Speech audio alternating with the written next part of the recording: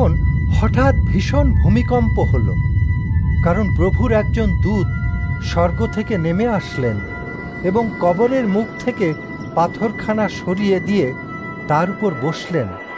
তার চেহারা বিদ্যুতের মতো ছিল, আর তার কাপড় চোপড় ছিল ধবধবে সাদা। তার ভয়ে পাহারাদারেরা কাঁপতে লাগল এবং মরার মতো হয়ে পড়ল।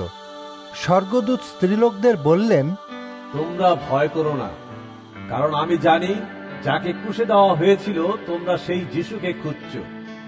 তিনি এখানে নেই, তিনি যেমন বলেছিলেন তেমন ভাবেই জীবিত হয়ে উঠেছেন। এসো, তিনি যেখানে শুয়েছিলেন সেই জায়গাটা দেখো।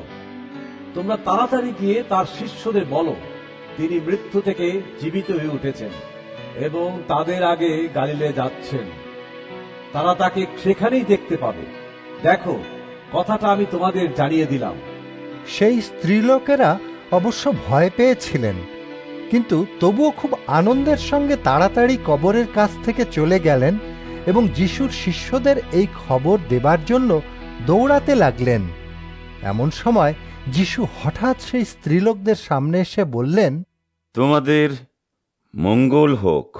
তখন সেই স্ত্রীলোকেরা তার কাছে গিয়ে তার পা ধরে প্রণাম করে তাকে ঈশ্বরের সম্মান দিলেন।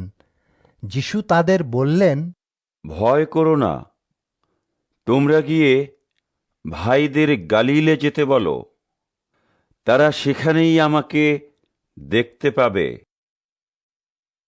সেই স্ত্রীলোকেরা যখন চলে যাচ্ছিলেন, তখন সেই পাহারাদারদের কয়েকজন শহরে গেল এবং যা যা ঘটেছিল তা প্রধান পুরোহিতদের জানালো।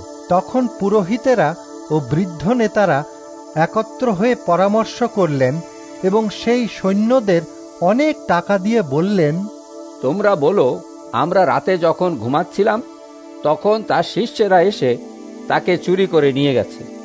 এই কথা যদি প্রধান শাসনকর্তা শুনতে পান, তবে আমরা তাকে শান্ত করব এবং শাস্তির হাত থেকে তোমাদের রক্ষা করব। তখন পাহারাদারেরা সেই টাকা নিল এবং তাদের যেমন বলা হয়েছিল তেমনই বলল। আজও পর্যন্ত সেই কথা যিহুদিদের মধ্যে ছড়িয়ে আছে। যিশু গালিলের যে পাহাড়ে শিষ্যদের যেতে বলেছিলেন, সেই 11 জন শিষ্য তখন সেই পাহাড়ে গেলেন। সেখানে যিশুকে দেখে তারা তাকে প্রণাম করে ঈশ্বরের সম্মান দিলেন, কিন্তু কয়েকজন সন্দেহ করলেন।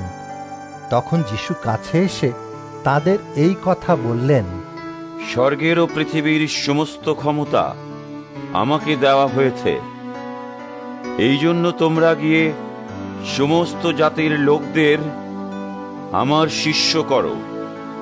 পিতা, পুত্র ও পবিত্র আত্মার নামে তাদের বাপ্তিস্ম দাও। আমি তোমাদের যেসব আদেশ দিয়েছি তা পালন করতে তাদের শিক্ষা দাও। দেখো, যুগের শেষ পর্যন্ত সব সময় আমি তোমাদের সঙ্গে সঙ্গে আছি।